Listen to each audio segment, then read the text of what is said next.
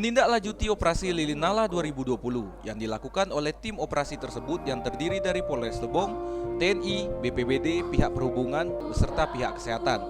Terkait hal itu, malam ini Kamis 24 Desember 2020, serta bertepatan dengan pelaksanaan malam misa Natal, pihaknya menggelar aksi patroli dan pengamanan bahkan sekaligus mengucapkan Hari Natal secara langsung kepada umat Nasrani yang ada di Kabupaten Lebong.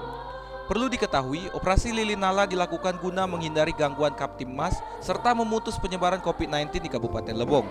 Pelaksanaan ibadah berjalan dengan hikmat serta kondusif, dengan tetap mematuhi protokol kesehatan.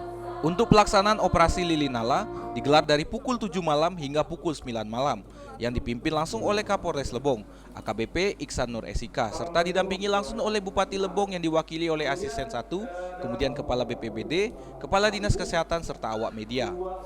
Seperti tadi dalam arahan kami, pertama kami mengucapkan selamat Natal dan Tahun Baru, kemudian kami juga berterima kasih kepada seluruh elemen masyarakat Kabupaten Lebong yang khususnya umat Katolik dan umat Kristiani sudah pasti sama-sama bahu-membahu kemarin mensukseskan Pilkada Kabupaten Lebong. Yang kedua, pada kesempatan ini juga masih dalam masa pandemi Covid, kita saling mengingatkan terus, tidak pernah jenuh dan akan bosan kami karena memang COVID-19 sekarang lagi naik-naiknya ini. Khususnya di Lebong sudah 34 yang positif, 25 sembuh, 1 meninggal, 2 dirawat rumah sakit, 6 isolasi mandiri.